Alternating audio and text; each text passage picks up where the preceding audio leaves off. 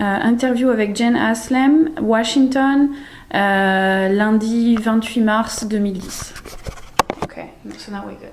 Okay. So, how did you meet Eugene? Well, Eugene, before this building, Yeah. I was in a very contemporary gallery in the business section of Washington on 7th Street, near the National Gallery and the National Portrait, those galleries, the big museums. And Eugene used to bring his work to the gallery, but the unique thing about him, because so many artists brought so much work to the gallery, the unique thing about him was that he was his attitude. He was always very professional. He was always very tidy, very well dressed.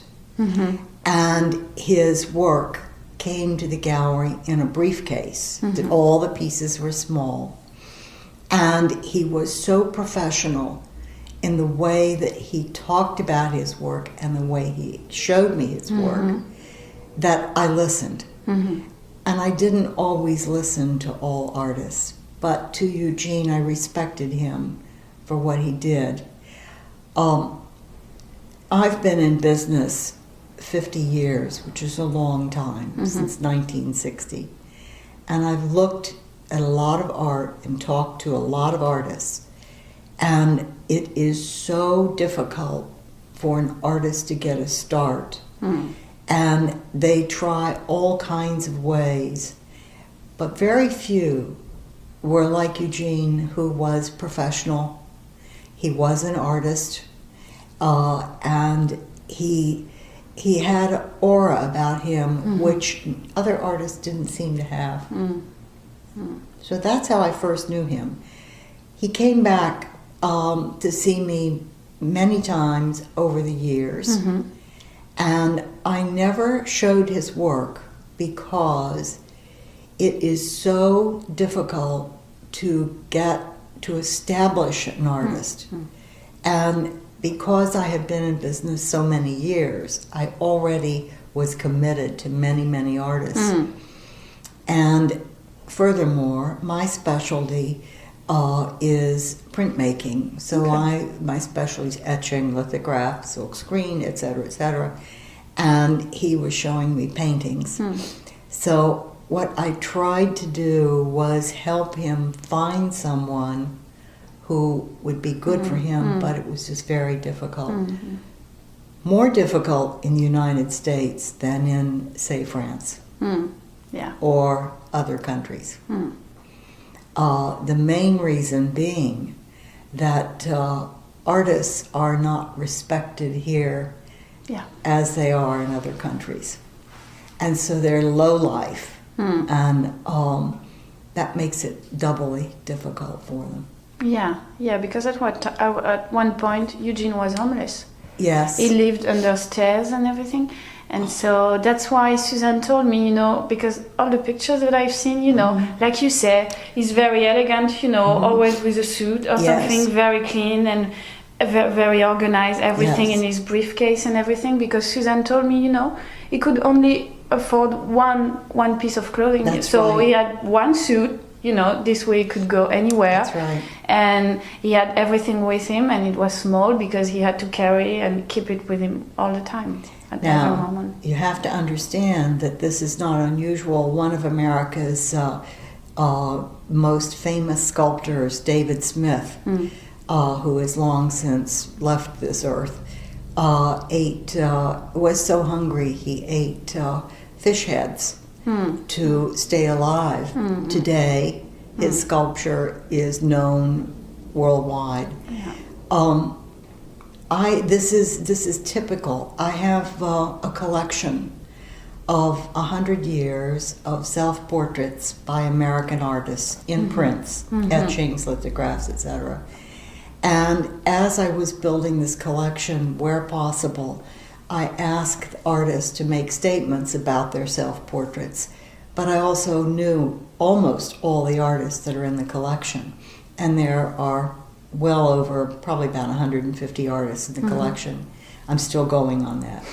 But I look at those self-portraits and I can hear those artists say, take everything in my studio. You can have every painting in the studio, $35 a piece.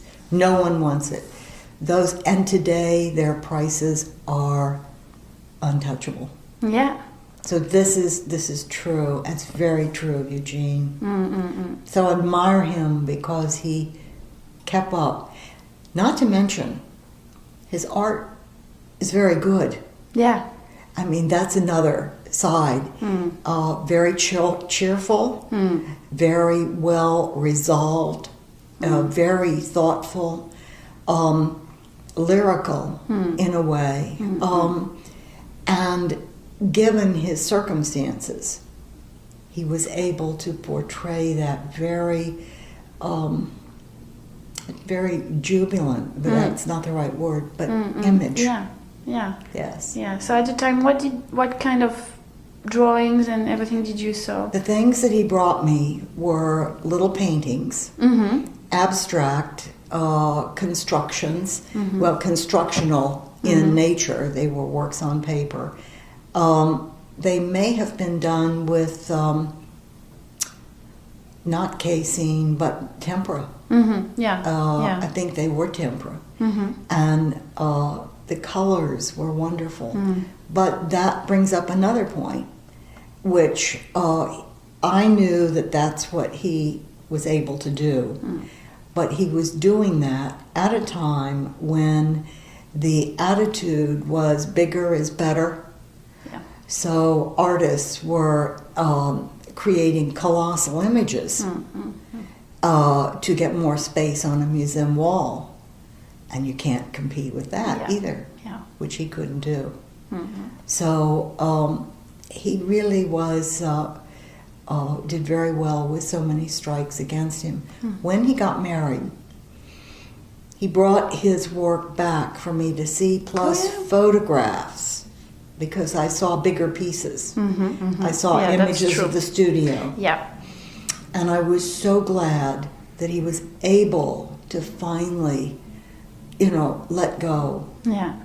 And do some things. Because when he got married to Susan, she gave him, freedom and everything. So he was able to work all day long while she was at the university, and he had comfort and space. Yes. And so he did bigger paintings and everything. Yeah. And you see, I think then but where was he living at that time? Was he? They were living in. So he met Susan in '82. So at the time he was still living in Washington, and she was in Washington too. After they got married in '88. They lived in Washington for a while, and then they went to Chapel Hill, North Carolina. That's right. And then in '96, they moved to Lafayette, Louisiana. Yes. Now, that's right. Because he came back after they were in Chapel Hill, and I tried always to help him, but it was always. It's in the cards for all these young people. It breaks my heart. Yes. Yeah.